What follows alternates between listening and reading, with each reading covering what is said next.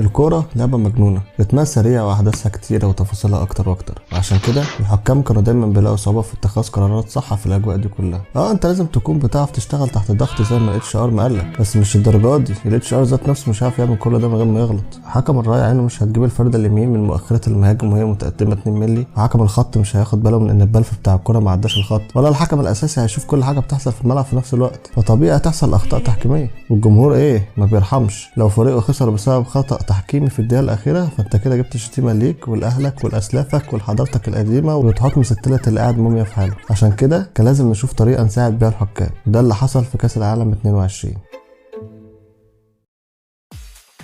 انك تجيب مكان كل لاعب بالظبط ولحظه لمس الكوره عشان تحدد اللاعب المتسلل، فلازم الكاميرات اللي موجوده في الملعب تكون جايبه كل اللعيبه من كل الجوانب، وتكون بتصور بعدد فريمات كبير جدا عشان الجزء من الثانيه بيفرق. محمد نصر يلا يا محمد وريني. عشان كده حطوا سنسور في نص الكوره، السنسور ده بيسجل بيانات حركه الكوره 500 مره في الثانيه. البيانات دي كلها هتخليك تحدد النقطه اللي اتشاط فيها الكوره بالظبط. يعني لو اللعيب شاطها ببسبوس الجزمه فانت هتعرف هو انهي بسبوس.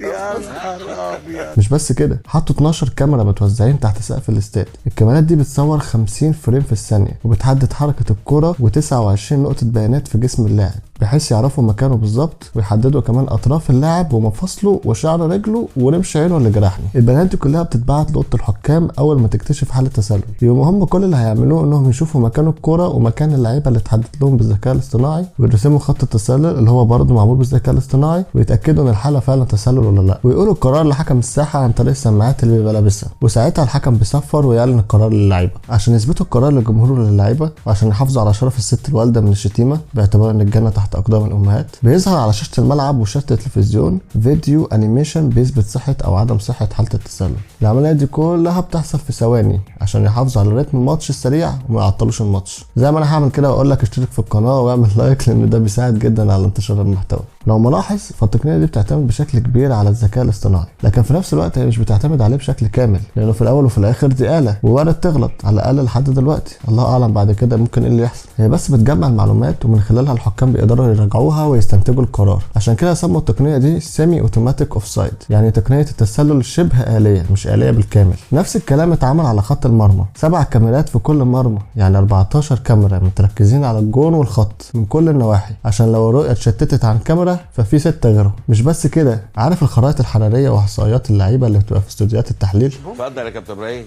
طبعا دي طرايف وعجايب، لكن الحارس احضنه الايام لا تجري من ايدينا.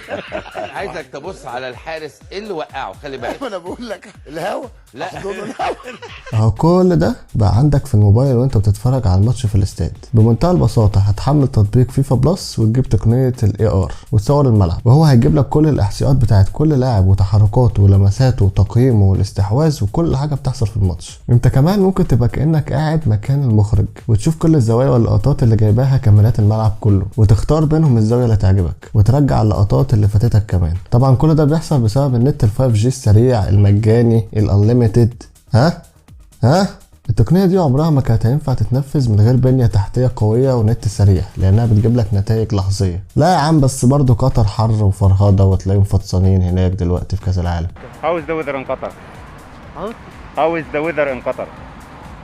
Hot, very hot. اهو يا عم قال لك بيري هات اهو. حتى دي ما سابوهاش، قطر عملت اول شارع مكيف في العالم، ده غير ان كل الملاعب فيها فتحات تهويه كبيره في محيط الملعب الداخلي عشان تزق الهواء، وفتحات صغيره تحت كل الكراسي عشان تنقي وتعيد تدوير الهواء تاني في الاستاد.